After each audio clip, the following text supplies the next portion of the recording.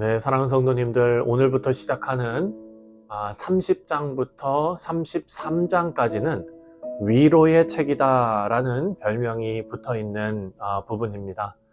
이 부분은 예레미야가 의도적으로 시 형식을 띠고 또 산문체 형식을 띄어서 기록합니다. 그래서 오늘 본문도 시의 형식을 띠고 있습니다. 이 부분의 핵심 주제는요, 유다와 이스라엘의 회복입니다. 그래서 위로의 책이라는 별명에 걸맞는 그런 부분인 것입니다. 유다 백성들은 예루살렘이 완전히 파괴되는 것을 보면서 모두 다 충격을 받았습니다. 그리고 그 충격에 이어서 자신들이 겪어야 할 포로 생활로 인해서 큰 슬픔을 당하게 됩니다. 그리고 이제 하나님께서 하나님의 감춰진 사랑과 미래의 계획을 서서히 드러내십니다.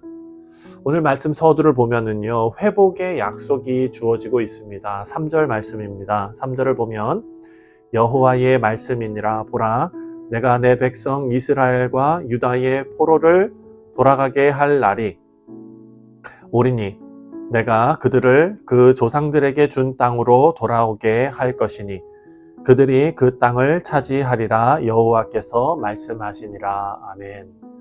하나님께서 선포하신 이 말씀은 때가 되면 포로로 잡혀간 유다 백성들이 다시 이스라엘과 유다의 땅으로 돌아가게 될 것이다 라는 말씀입니다.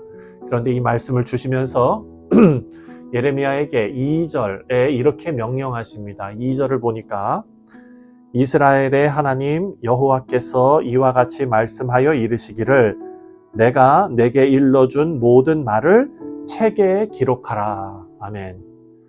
하나님의 각별한 명령을 책으로 기록하라 라고 말씀하고 있습니다.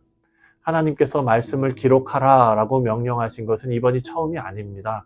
이사야에게도 그렇게 명령하셨고 사도 요한에게도 명령하십니다. 말씀을 기록하는 중요한 이유가 있기 때문입니다. 그것은 말씀이 주어진 시대뿐만 아니라 그 이후의 사람들도 그 기록을 통해서 하나님의 뜻을 알도록 하기 위함입니다. 말씀이 주어진 시대는요, 그 시대가 각각 달라도 하나님의 뜻은 그 시대의 다름과 상관없이 영원하기 때문입니다. 하나님의 말씀은 시간과 공간을 뛰어넘어서 역사하십니다. 그리고 하나님의 말씀을 기록하게 하신 또 다른 이유가 있는데 그것은 하나님의 말씀이 정확무오한 말씀임을 증명하는 일이기도 하기 때문입니다.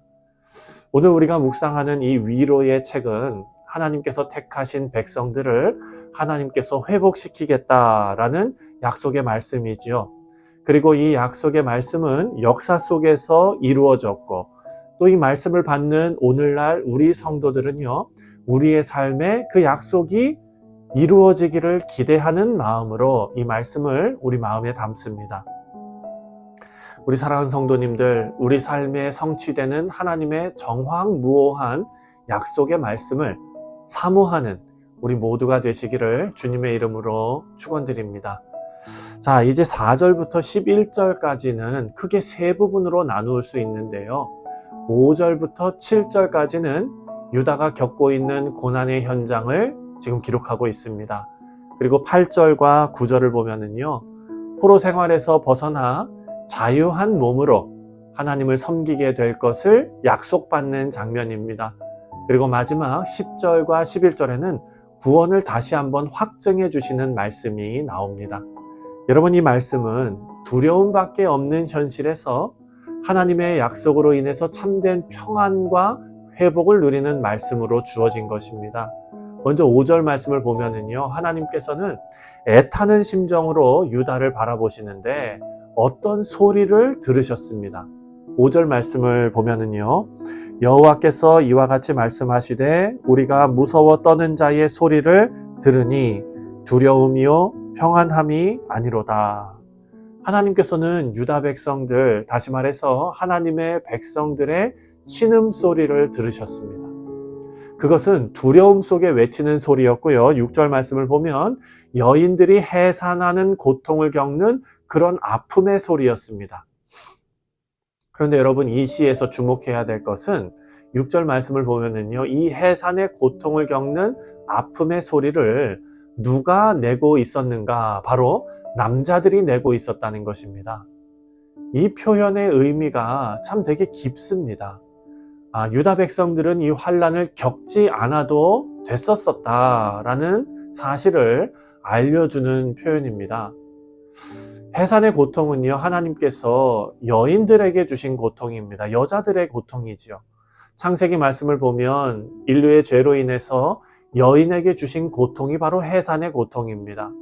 남자들이 받은 고통은 해산의 고통이 아닙니다. 그런데 지금 이 본문 말씀을 보면 남자들이 해산의 고통을 받습니다. 이것은 지금 유다가 겪는 고통은 받지 말았어야 할 고통이었다라는 것을 알려주는 것입니다.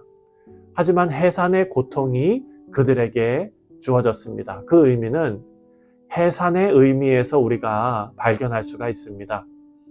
해산의 고통은 정말 죽을 것 같은 고통으로 우리가 모두 알고 있지요. 하지만 해산 후에는 회복이 있고 또 생명이 있습니다. 고통이 지난 후에 주어지는 회복과 기쁨이 있다는 것입니다. 여러분, 어머니들은 참 위대합니다. 죽을 것 같은 그 고통을 다 참아내고 생명을 얻습니다. 고통이 극심하지만 생명으로 얻는 그 기쁨은 고통과 두려움보다 훨씬 더 크다는 것입니다. 하나님께서는 하나님의 백성을 위해서 범죄에 대해 징계하시지요. 하지만 하나님의 백성은 징계로 망하지 않습니다.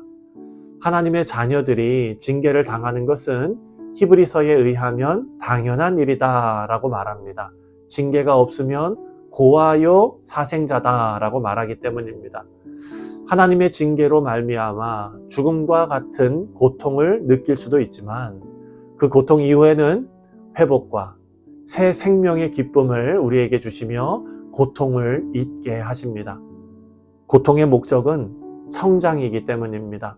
그래서 10절을 보면 하나님께서 유다 백성들을 바벨론으로부터 해방시키실 것이기 때문에 놀라지 말고 두려워하지 말라라는 말씀을 합니다. 10절을 읽겠습니다. 10절에 여호와의 말씀이니라. 그러므로 나의 종 야곱아 너는 두려워하지 말라. 이스라엘아 놀라지 말라. 내가 너를 먼 곳으로부터 구원하고 내 자손을 잡혀가 있는 땅에서 구원하리니 야곱이 돌아와서 태평과 안락을 누릴 것이며 두렵게 할 자가 없으리라. 아멘.